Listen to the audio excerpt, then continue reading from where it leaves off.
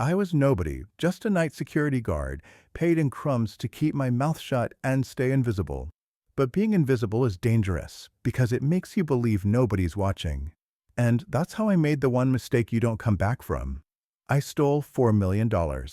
Not from a bank, not from some faceless corporation, but from the Genovese family, one of the most powerful mafia families in America. It wasn't a Hollywood heist, it wasn't clever planning. It was desperation, stupidity, and a chance I never should have taken. From the moment I touched that money, my life turned into a countdown. Every phone call made my heart stop. Every car that slowed down near me felt like an execution. Friends became suspects, strangers felt like spies, and the walls of my own apartment closed in tighter every night. You don't steal from the mob. You don't run. And yet I tried. This is not a story of glory. It's not a fairy tale. It's paranoia, betrayal, survival, and the kind of choices that carve scars into your soul. Some say $4 million can change your life. I'm here to tell you it can destroy it. Subscribe now because what you're about to hear is a confession most men never live long enough to make. I always thought of myself as background noise. That's what being a night guard in New York really is. You're the guy holding a flashlight, sipping cold coffee, wearing a uniform that makes you look official, but pays you less than a dishwasher. People walk past you like you're not even there. Some nights I told myself it was a blessing. Nobody cared where I was, nobody asked questions. But invisibility does things to you. It makes you reckless. It makes you think you're smarter than you are. It makes you believe nobody is watching. That's where I started to fall apart. The building I worked in wasn't Wall Street fancy or Brooklyn grimy. It was something in between quiet, polished, and too discreet to be just another office tower. From the outside, it was boring as hell. Mirrored glass, marble lobby, fluorescent lighting. But once you spend enough nights there, you notice things. Too many visitors with cars that had tinted windows. Deliveries that never matched the schedule. Doors that only a handful of people ever touched. It didn't take Sherlock Holmes to figure out the building wasn't just about law firms and accounting offices.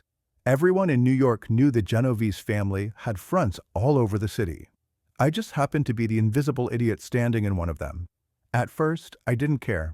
I kept my head down, punched the clock, and counted the hours until sunrise. Rent was late more often than not. My sister kept calling about her medical bills, and I kept lying about being able to help. My landlord left notes that felt more like threats than reminders. Life wasn't glamorous. But it was predictable, and predictable was safe. Until I started noticing one detail too many. Every Thursday night, around 2 a.m., a bag came in. Same guys, same routine. They treated me like I wasn't even alive, just furniture with a pulse. The bag always looked heavy on the way in and suspiciously light on the way out. I'd buzz them through, nod like a trained dog, and sit back down. But once you've noticed a pattern, it doesn't let go. It chews at you, night after night, until you're staring at the elevator doors imagining what's inside. The breaking point wasn't cinematic. No lightning bolt, no grand plan. Just one more shitty night with my landlord screaming at me on the phone, my sister crying because she had to borrow from her neighbor for medication, and me sitting there in that lobby feeling like the world had already written me off. And then that bag walked past me again, heavy enough to bend the guy's shoulder. That's when my brain clicked into a place I couldn't back out of. It wasn't about greed. That's what people never get. It was about breathing, about not feeling like a dead man walking, waiting for bills and bad news to bury me. I told myself I'd just peek, just to know.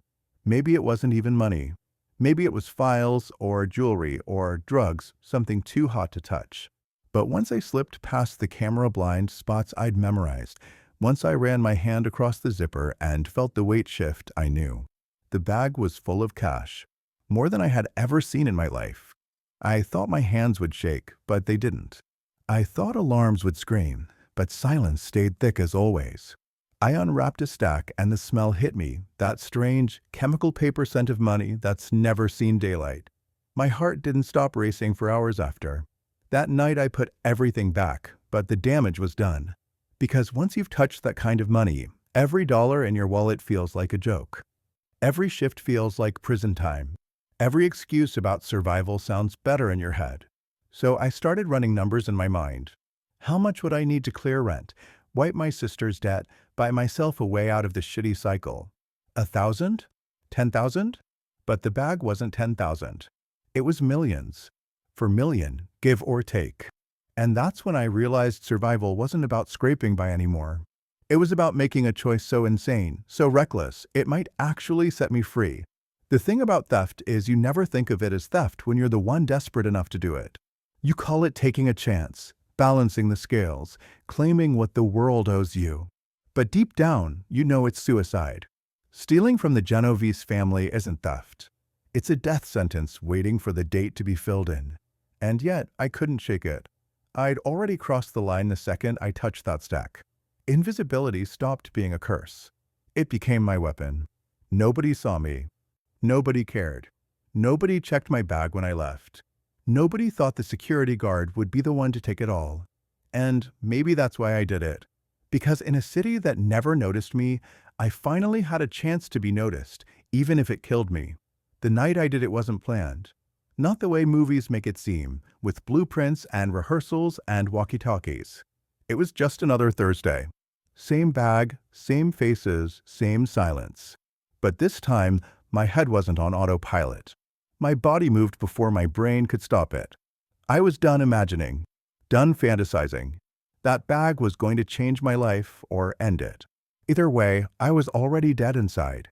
The shift started like every other. I clocked in, nodded to the day guard, poured myself a cup of burnt coffee that tasted like rust. The cameras flickered in their usual blind spots. I'd mapped them out months ago out of boredom.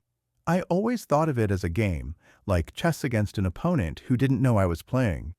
I never thought those stupid observations would save me or damn me. But that night, they did both. When the men came in, they didn't even look at me. They never did. The taller one punched the code, the shorter one lugged the bag, and I buzzed them through like the obedient ghost I'd always been. But instead of sitting back down, I slipped into the shadows near the service hallway. My badge gave me access anywhere. Nobody questioned a guard, especially not one they didn't see. I waited until the elevator closed, then moved. My heart felt like it was trying to tear itself out of my chest, but my steps stayed steady. I knew the routine. 10 minutes max in that locked room. Just enough time. My hands didn't tremble when I swiped my card. They didn't tremble when I pulled the zipper and saw the stacks again, tight and perfect, green bricks bound with paper. I told myself I'd take just one bundle, just enough to get me out of debt.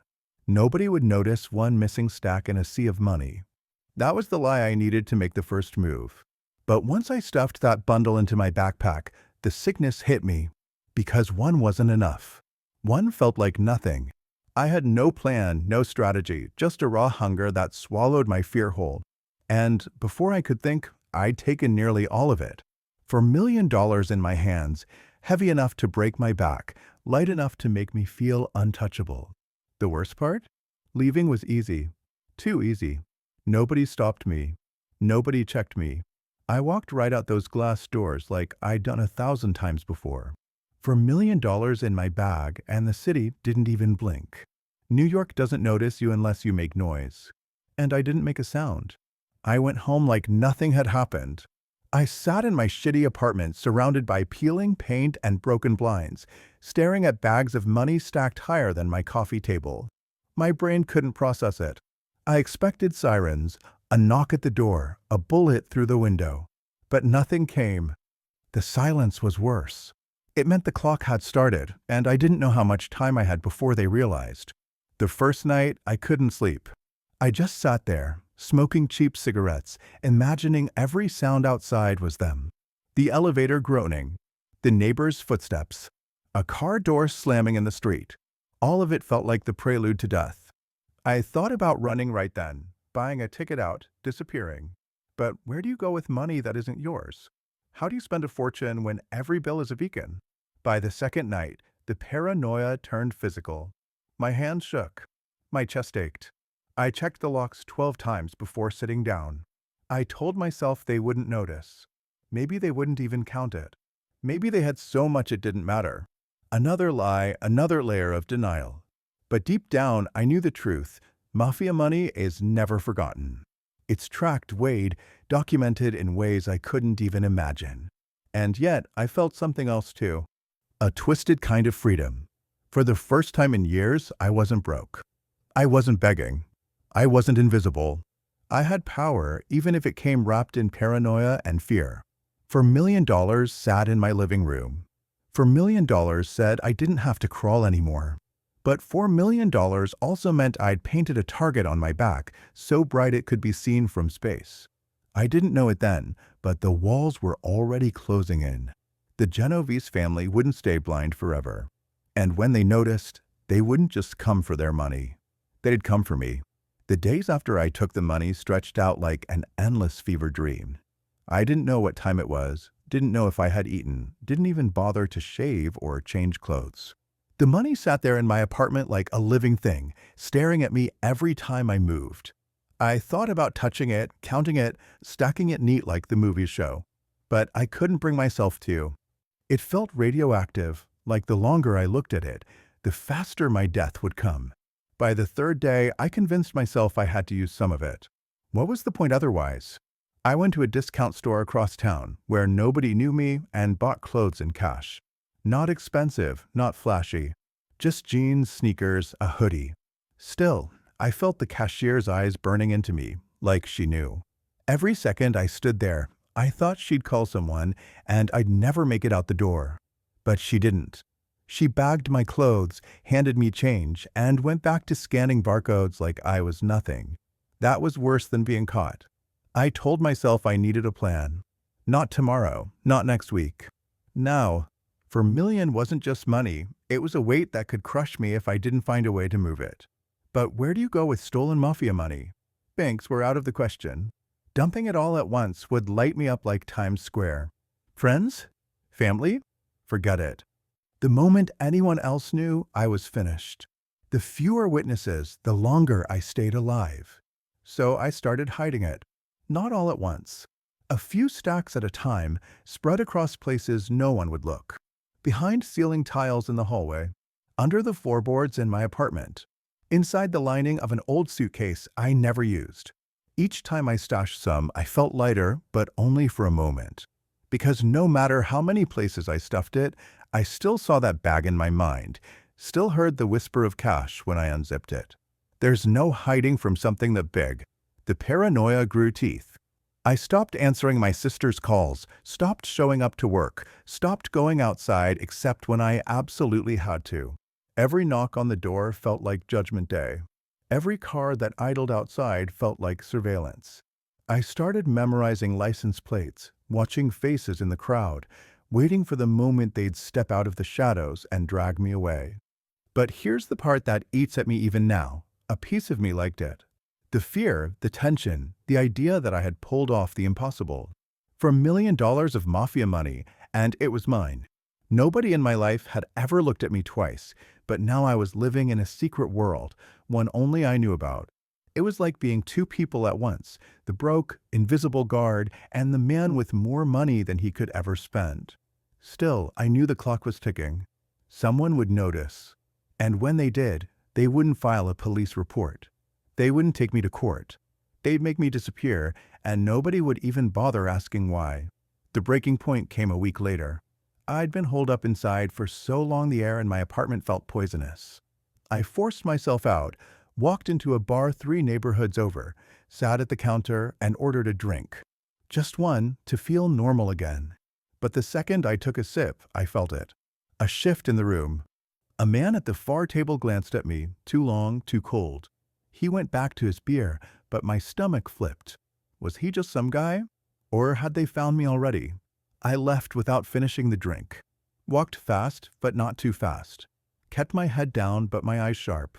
My pulse was pounding by the time I locked my door behind me. I pressed my back against the wall, sliding down until I was sitting on the floor, shaking. That's when I realized I couldn't stay in New York. Not with that money. Not with that name. The city was too small, and the Genovese family too big. I needed to disappear. But disappearing takes money. Fake IDs, transport, new life setups. Ironically, the very thing that made me a target was also the only way out. That was the cruelest joke of all. So I started researching. Quietly, carefully. Burners, VPNs, library computers instead of my own. I looked for people who could make problems vanish. Fake passports, new social security numbers, offshore accounts. It was all there, hidden in the cracks of the internet. But even as I clicked, even as I read, one thought kept hammering in my skull. If I could find these people, so could they. Every path forward looked like a trap. Every option smelled like betrayal. And still, I had no choice but to keep moving. Because the one thing more dangerous than stealing from the mafia is standing still after you've done it. Leaving New York sounded simple in my head, but in reality, it was a nightmare I couldn't untangle. You don't just walk away with $4 million and vanish. Every move I thought about carried its own risk. Planes meant cameras, passports, credit cards, and questions I couldn't afford. Trains weren't much better. Even buses kept records. The city I wanted to escape from had me locked in a cage, and the key was the very money I was too scared to touch. I started small. A burner phone from a bodega, paid in cash. I kept it turned off most of the time, using it only to search for names I'd heard whispered in backrooms. People who could make new identities, move money without banks, get you across borders without papers. I thought I was being careful, but the truth is, once you step into that world, you're already on someone's radar. One night, scrolling through dead forums on that cracked screen, I found a name that kept coming up, Marco. He wasn't flashy, wasn't easy to find, but the way people wrote about him made it clear he was the kind of ghost I needed to be. No ads, no websites, no promises. Just a trail of people saying he'd done what nobody else could. I memorized the address someone had dropped years back, a bar on the Lower East Side. Getting there was a war with my own nerves. I left the money hidden, carried only one stack in a cheap backpack. Enough to prove I was serious, not enough to ruin me if it went bad. The walk felt like moving through enemy territory. Every car that slowed made me sweat. Every stranger's glance burned holes through me. I kept telling myself nobody knew, but paranoia doesn't listen to reason. The bar was nothing special. Dim lights, sticky floor, a jukebox that hadn't worked in years. I ordered water, sat in the corner, and waited. Hours slipped by. I was ready to leave when a man slid into the booth across from me like he'd been there the whole time. Mid-40s, rough face, eyes that didn't blink enough. He didn't ask my name, didn't introduce himself. He just looked at the backpack on the seat beside me and raised an eyebrow. That's when it hit me. People like Marco didn't need introductions. They already knew. They knew who you were, why you were there, and what you were running from. The only question was whether you were worth their time or their betrayal. I pushed the backpack toward him. He unzipped it, peeled back the paper around the bills, and gave a small nod. No smile, no comment. Just a nod that said he'd seen this 100 times before. He zipped it shut, slid it back, and finally spoke. One sentence. This will cost more than you think. I wanted to ask how much, wanted to ask how long, wanted to beg him not to sell me out. But the words stuck in my throat. Because I already knew the truth. With $4 million, everything costs more than you think. Especially trust. We agreed to meet again in a week. Same place, same time. He'd bring documents, papers that could turn me into someone else. A chance to vanish. It should have felt like hope, but instead it felt like a countdown. 7 days of holding my breath, 7 days of waiting for the axe to fall. Back at my apartment, the paranoia exploded. I couldn't shake the thought that he'd already sold me out, that the family would be waiting at the next meeting, that I'd traded my life for a single desperate chance. I sat up nights with the money spread out around me, a fortress of cash that felt more like a grave. On the 5th night, I thought I heard footsteps outside my door. Slow, deliberate, stopping right where the light from the hallway cut off. I froze, holding my breath until my chest burned. Minutes passed, maybe hours. Finally, the sound faded. I never opened the door to check. I didn't want to know. By the 6th night, I wasn't sure what scared me more, being caught or surviving. Because surviving meant carrying the weight of what I'd done, always looking over my shoulder, never trusting anyone again. Surviving meant living as a ghost, invisible for the rest of my life. But ghosts don't get choices. They drift where the world pushes them. And by the seventh night, I knew I had no choice at all. I had to show up, even if it meant walking into my own execution. The night of the second meeting with Marco, I walked out of my apartment convinced I'd never come back.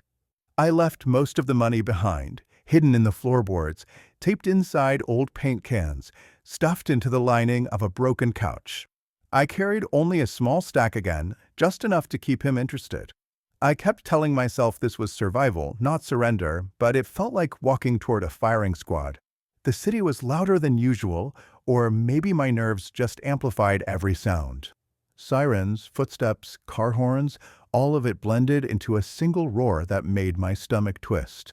I scanned every face, every parked car, waiting for the moment someone would step out with a gun. By the time I reached the bar, my shirt was soaked with sweat. Inside, the place looked the same as before, dim, sticky, lifeless. Marco was already there this time, sitting in the same booth, nursing a drink that hadn't been touched. He didn't smile, didn't wave. He just watched me approach, eyes sharp, measuring. I slid into the booth, tried to steady my breathing, and placed the envelope of cash between us. He didn't even look at it. Instead, he reached into his jacket and slid a manila folder across the table. Inside were papers, a birth certificate, driver's license, social security card, all with a new name, Daniel Harris. The photo was me, but not me. No uniform, no tired eyes, no cracked smile. Just a stranger I was supposed to become. I held the license in my hand, and for a second it felt like freedom. Then reality hit me. Freedom doesn't come cheap, and nothing in this world is free. Marco leaned in, voice low, almost casual. He told me this was step one. With these, I could start building the shell of a new life. But disappearing completely? That would cost me. Offshore accounts, clean records, transportation. He laid out the numbers, and each one felt like a nail in my coffin. 200 grand, minimum. Paid in cash, no exceptions. 200 grand wasn't the problem. I had it, stacked in my apartment like wallpaper. The problem was trust. How do you hand over that kind of money to a man who could sell you out the moment you turned your back? How do you know the documents won't fall apart the first time a cop looks at them? But I had no choice. Staying meant dying. Leaving meant gambling with a stranger who knew too much. I nodded, agreed to his terms, and he told me we'd meet again in 3 days. Same place, same time. He stood up, walked out without looking back, and left me sitting there with a folder that felt heavier than the 4 million hidden at home. The walk back was worse than the walk there. Every block stretched like a mile, every corner a trap. I kept glancing over my shoulder, sure someone was following. When I finally reached my building, I hesitated at the front door. Something felt wrong. Too quiet. Too still. I climbed the stairs slow, ears straining for any sound. When I reached my floor, I froze. My apartment door was closed, but the frame had a fresh chip in the wood, right where the lock met the jamb. It was subtle, almost nothing, but I'd lived with that door long enough to know every scratch and dent. Someone had been inside. My heart slammed against my ribs as I slid the key in, turned it, and stepped inside. Everything looked the same at first glance. Couch, blinds, dishes in a sink. But the air felt disturbed, like a room after a storm. I walked straight to the hiding spots. The suitcase was still there, the paint cans still sealed, the floorboards still nailed down. The money was untouched. Or maybe whoever came hadn't found it yet. I sat down in the dark, back against the wall, listening for footsteps that never came. My hands wouldn't stop shaking.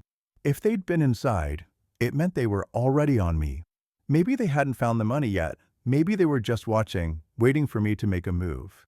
Either way, my clock was running out faster than I thought. That night I didn't sleep.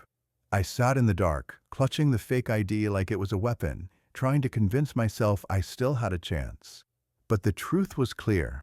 The Genovese family knew something was wrong. And if they didn't know it was me yet, they would soon. 3 days. That's what Marco gave me. 3 days to decide if I was going to run, or if I was going to die in a cheap apartment surrounded by money I couldn't even spend. The 3 days leading up to that last meeting stretched like a slow-motion execution. I barely left the apartment. When I did, it was only for food or cigarettes, and even then I walked with my head down, scanning every reflection in every window. The fake ID sat in my pocket at all times, like a lifeline and a curse. I kept replaying Marco's words in my head, 200 grand, no exceptions, and every time I tried to imagine handing him that kind of money, I saw the Genovese family waiting in the shadows behind him. On the second night, I broke. I opened the floorboards, pulled out stack after stack, and spread it across the floor. For $1 million, silent and accusing. I tried to picture myself on a beach somewhere, new name, new life, sun on my face. But the fantasy always ended the same way, a car pulling up, men stepping out, the weight of a gun pressed against my skull. There was no escape, just delay. By the third night, I didn't care about the money anymore. I cared about breathing. I cared about waking up tomorrow. That's what desperation does. It strips away greed, strips away pride, leaves only survival. So I packed 200 grand into a duffel bag, zipped it tight, and told myself this was it. The moment I either disappeared or was erased. The bar was almost empty when I walked in. Same sticky floor, same flickering light. Marco was there, same booth, same cold stare. I sat down, placed the duffel on the seat beside me, and waited. He didn't move right away, just studied me, like he was measuring how much fear I carried. Finally, he leaned in and asked if I was ready. His voice was calm, too calm, like a man who'd seen this play out 1,000 times. I slid the bag across. He unzipped it, pulled back the bills, and gave the same nod as before. No smile, no satisfaction, just acknowledgement. He zipped it up, pushed it under the table, and said I'd hear from him soon. That was it. No instructions, no promises, no reassurance. Just silence.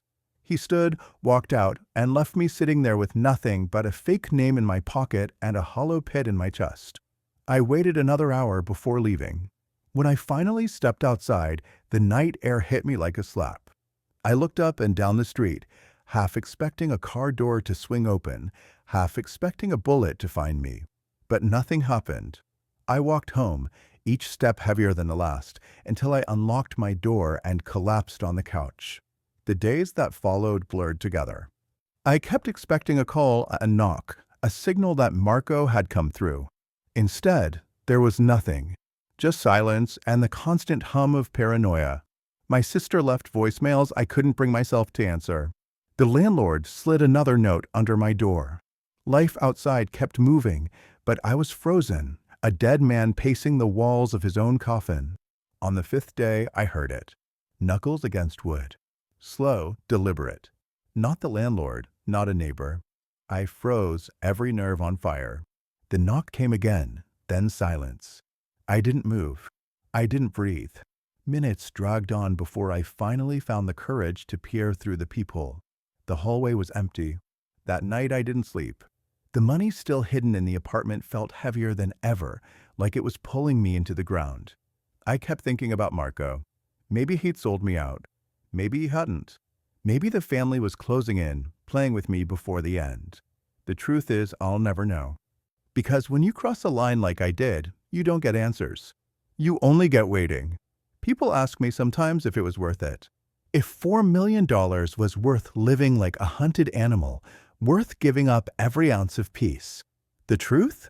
It wasn't. The money didn't buy freedom. It bought paranoia. It bought silence. It bought a future where every shadow looks like a gun. I'm still here somehow. Still breathing, still looking over my shoulder, still carrying the weight of that night. Maybe Marco will call. Maybe the family already knows and they're just waiting for the right moment. Or maybe I'll die of old age in this apartment, buried under cash that never meant anything. What I know for sure is this: I was invisible once. Nobody saw me. Nobody cared. And I thought stealing that money would change that. It did, but not the way I imagined. Because now, even when I'm alone, I never stop feeling watched. If you listened to this story all the way through, hit that like button and subscribe. More stories like this are coming raw, real, and darker than anything you'll see in a movie.